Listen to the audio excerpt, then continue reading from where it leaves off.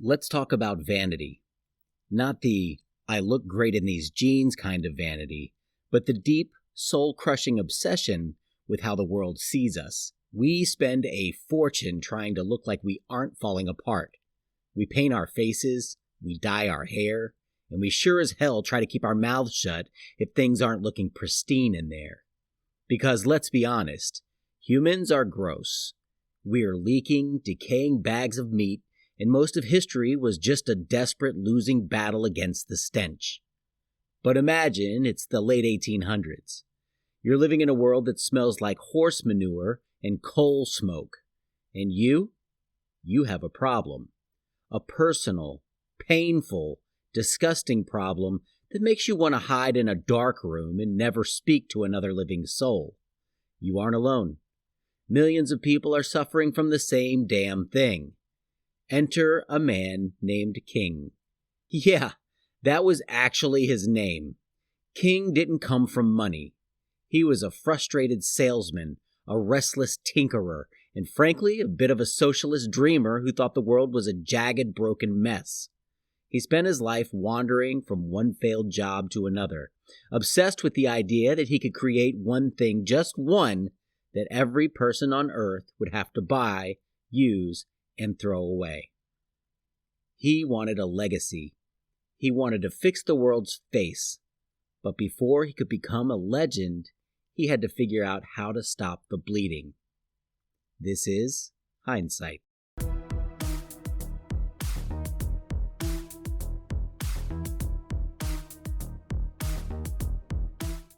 In the 1890s, if you were a man of a certain standing, the start of your day was a goddamn nightmare. You'd stand in front of a mirror with a straight edge, basically a terrifyingly sharp sword for your face. It was a ritual of blood. One slip of the hand, one twitch of a muscle, and you're looking at a scar that'll last a lifetime, or a trip to the local surgeon if you hit the jugular. And the maintenance? Forget about it. You had to hone it, strope it, and treat it like a delicate piece of jewelry. If you were poor, you just looked like a mangy dog. If you were rich, you paid a barber to take the risk for you. King was tired of it.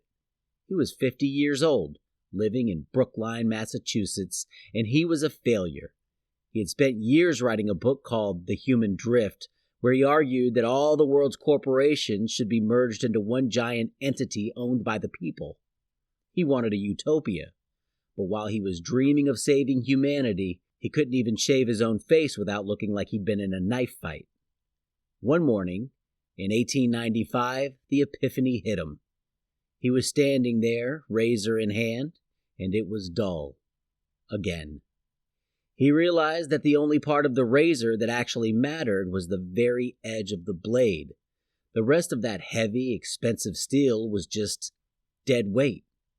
He thought, what if the blade was so thin, so cheap, and so sharp that you used it once, threw the damn thing in the trash, and grabbed a new one?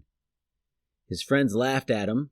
Engineers told him it was physically impossible to forge steel that thin and keep it flat. For 6 years, King was the local joke. He was a middle-aged salesman chasing a piece of impossible scrap metal. King found a partner, an MIT-educated machinist named William Nickerson. Nickerson was the brains, but King was the soul. They spent years in a cramped, oily workshop trying to figure out how to harden and temper high-carbon steel into a ribbon. They were broke.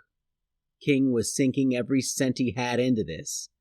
He wasn't looking for a better tool. He was looking for a disposable world.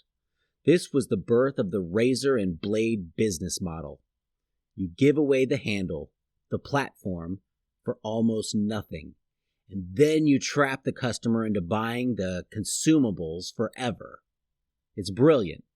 It's also predatory as hell. King, the man who wanted a socialist utopia, had accidentally invented the ultimate capitalist trap. By 1903, they finally did it. They produced their first batch. Total sales for the first year, 51 handles and 168 blades. It was a disaster. King was 51 years old, staring at a pile of debt and a mountain of tiny, useless pieces of metal. He could almost hear the neighbors laughing through the walls.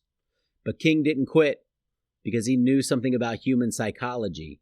He knew that once a man experiences a clean life, he can't go back to the filth. The breakthrough didn't come from a clever ad campaign. It came from the greatest slaughter in human history, World War I. The U.S. government realized that if you want a soldier to survive a gas attack, his gas mask needed to form a perfect seal against his skin. You can't have a beard in the trenches, not if you want to keep breathing. The Army ordered 3.5 million handles and 32 million blades.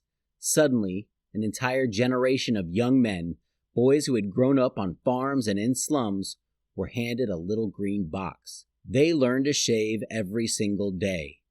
They learned the convenience of the throwaway.